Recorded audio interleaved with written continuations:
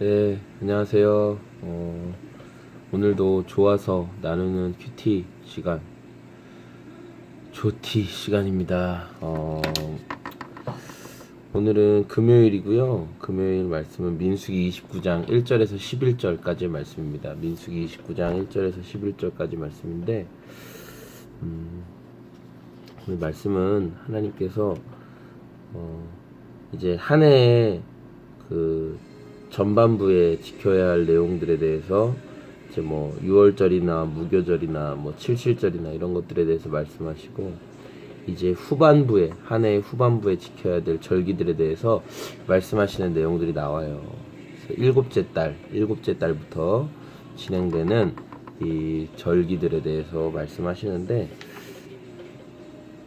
그 유대인들의 농사력이라고 하죠. 농사 달력으로 하면은 이 7월 달이 새해예요. 7월 달부터가 사실 새해고, 그래서 이때는 이 한 해 후반부에 지켜야 될 굉장히 중요한 절기들이 다 들어 있습니다. 뭐 나팔절, 대속죄일, 장막절 뭐 이런 것들이 들어 있는데, 하나님께서는 이런 절기들을 통해서 특별히 우리에게 안식하라고 말씀하세요. 안식. 어제 우스갯소리로 제 임원들이랑 같이 그 수련회 답사를 갔다 오는 길에 그 수고하고 무거운 짐진 자들은 다 내게로 오라고 말씀하셨는데, 교회에는 안식이 없는 것 같다면서 막 아이들이랑 막 우스갯소리를 했던 기억이 나요. 일로 느껴지고 또 피곤하고 지치게 느껴지는 거죠. 우리에게 주어진 어떤 사역들이, 우리가 섬기는 어떤 일들이 피곤하고 지치고. 그래서 오늘 말씀도 보면 하나님께서 인간에게 쉼을 주시고 안식을 주셨는데, 이것들을 생각할 때 마치 그냥 하나님이 이제 좀 쉬게 했다가 다시 일 시키려고, 하나님이 노동을, 우리가 기계가 아니니까 그냥 이렇게 좀 노동을 시키기 위해서 잠깐 쉬었다가 다시 시키고 막 이렇게 안식을 받아들이는 이 오해들이 있다는 거죠. 안식에 대한 오해들. 그런데 하나님은 안식을 통해서 잠깐 몸이 쉬고 다시 일을 해라가 아니라, 안식을 통해서 하나님이 어떤 분인가를 더 깊이 알아가기를 원하신 거고, 하나님과의 온전한 관계를 회복하기를 원하시는 게 하나님께서 우리에게 안식을 주신 참된 의미라는 것을 저는 좀 말씀을 통해 생각해 본 것 같아요. 특별히 이 나팔절에는 그 한 해를 시작하면서 이렇게 나팔을 불면서 시작을 해요. 나팔을 불면서 시작을 하는데, 나팔을 불 때는 하나님께서 우리를 부르신다는 것에 반응하는 거거든요. 나팔을 불었다, 하나님께서 우리를 부르신다, 그것에 반응하는 건데, 어떻게 반응하냐면 우리가 하나님 섬기겠습니다, 하나님께 충성되게 반응하겠습니다 라는 의미인 거죠. 그렇게 하나님께 반응하고 하나님 섬기는 이 고백들이 오늘 또 있었으면 좋겠고, 7월 열째 날은 대속죄일인데, 이 속죄일에는 그 이스라엘을 대표해서 이제 죄를, 대제사장이 하나님 앞에 나아가서 죄사함을 구하는 그런 시간이었죠. 특별히 이스라엘에는 이 아사셀의 염소라는 것이 있는데, 염소 두 마리, 한 마리는 잡아서 하나님께 드리고, 한 마리에게는 안수를 해서 이스라엘의 모든 죄를 걔한테 전가시키고, 그리고 그 염소를 광야로 내보냅니다. 그런데 그냥 진 근처에 놓으면은 염소가 다시 돌아오잖아요. 그래서 돌아올 수 없는 곳에 놓고 돌아와요. 어떤 의미냐면, 하나님께서 우리의 이 죄 문제를 해결하실 때, 그리고 죄를 용서하실 때, 죄를 사하실 때 완전히 기억하지도 않으시고 다시 그 죄를 꺼집어내지도 않으신다는 거죠. 그런데 우리가 하나님에 대해 오해하는 게 우리의 생각으로 하나님을 대해서 그렇거든요. 그러니까 제가, 누군가가 저에게 잘못을 했는데 제가 그 사람한테 얘기했어요. 그래, 내가 너 용서해 줄게. 그래, 내가 너 이번 이 잘못 용서해 줄게. 라고 얘기했는데 다음에 그 사람이 또 똑같은 잘못을 하고 또 용서해줬는데 그 사람이 또 지난 다음에 또 똑같은 잘못을 하면 저는 어떻게 반응할까요? 여러분은 어떻게 반응하시겠어요? 야, 너 내가 저번에, 그렇죠? 너 내가 저번에 이거 용서해줬지. 내가 지난번에 이것도 용서해줬지. 내가 지난번에 이것도 용서해줬는데 너는 계속 그 잘못을 하는구나. 이렇게 얘기하잖아요. 그렇죠?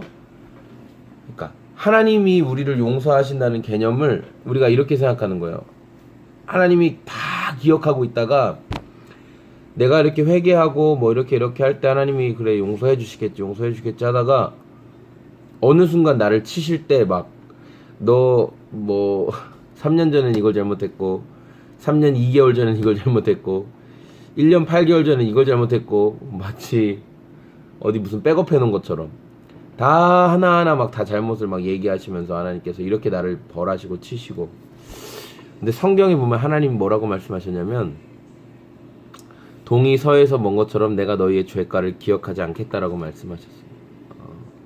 우리가 하나님 앞에 용서를 구하고 하나님 또한 우리 용서하신 죄에 대해서는 동쪽이 서쪽과 먼 것처럼, 여러분 동쪽과 서쪽이 함께 할 수가 없잖아요. 예. 동이 서에서 먼 것처럼 남과 북이 함께 할 수 없는 것처럼 하나님 우리를 용서하셨다고요. 하나님이 이렇게 잊으시는 거, 하나님이 망각하시는 것은 정말 잊으시는 거예요. 그냥 여러분이 오늘 죄를 지었다, 그러니까 여러분이 회개한 죄를 또 지었다, 만약에 또 지었다, 하나님은 여러분이 그 죄를 지금 처음 짓는 것처럼 여러분 대하시는 거예요. 처음 짓는 것처럼. 아니, 처음 짓는 것으로 받아들이시는 거죠. 하나님 그런 분이시라는 거죠. 우리가 왜 정죄감에 사로잡혀 있을까요? 왜냐하면 하나님이 계속 내가 하나님 앞에 용서받은 죄에 대해서도 계속 기억하고 계시고 그 흙탕물을 언제 다 끄집어내실지 모른다는 생각 때문에 늘 정죄감에 사로잡혀 있는 거죠. 아, 언제 그 죄를 다시 말씀하실까? 언제 그 죄로 인하여 나를 한번 혼내실까? 네. 그렇지 않습니다. 여러분, 예수님을 통해서 하나님 우리의 죄 문제를 완전히 해결하셨습니다. 완전히. 정죄감 속에 살아가는 사람은 하나님의 풍성한 사람을 누릴 수가 없습니다. 우리의 죄 문제를 완전하게 해결하신 하나님의 그 마음을 우리가 기억하면서 오늘도 그 자유함을 주셨어요. 예수님이 주신 자유함. 진리를 알지니 진리가 너희를 자유케 하리라는 말씀은 이런 정죄감, 이런 두려움, 이런 염려로부터 우리를 자유케 하셨다는 거예요. 복음의 능력이. 왜냐면 여전히 그 두려움 가운데 사로잡혀 있는 분들은 내 힘으로 뭔가를 할 수 있다고 생각하기 때문에, 내 힘으로 뭔가 해야 된다고 생각하기 때문에 두려움에 사로잡혀 있는 거예요. 내 힘으로 할 수 없습니다. 하나님께 인정받을 수 없어요. 내 힘으로 하나님께 인정받아야 된다는 그 마음이 우리를 염려하게 하는 거예요. 왜냐면 안 되니까요. 그런데 그것을 주님이 하셨다고요. 주님을 의지하는 자에게 그것을 은혜로 선물로 주신다는 것. 여러분들 기억하시고 오늘 이 민수기 29장 1절부터 11절 말씀을 통해서 우리의 죄를 완전히 용서하신 그 예수님의 사랑, 그 예수님의 풍성하심을 경험하고 그 사랑의 반응에서 우리가 섬기고 사역하는 겁니다. 그 사랑의 반응에서 우리가 안식하고 또 나아가는 거죠. 그냥 그 사랑에 반응하지 못하고 그저 뭐 교회에서 하라고 하니까, 뭐 누가 부탁하니까 이러면 일이 되고 지치고 너무 괴로운 거죠. 그러나 순간순간 하나님 안에서 안식하면서 그 사랑을 누리고 그 사랑에 반응해서 오늘도 섬기며 오늘도 나아가는 저와 우리 모든 지체들이 되었으면 좋겠습니다. 여러분 오늘도 그런 사랑 가운데 승리하시길 소망합니다. 금요일입니다. 국내 선교를 앞두고 있는데요. 우리 좀 기도하는, 그리고 우리 또 수련회도 앞두고 있는데 여러분 좀 기도해 주시는, 그리고 하나님 은혜 구하는 저와 여러분 다 됐으면 좋겠습니다. 승리하십시오.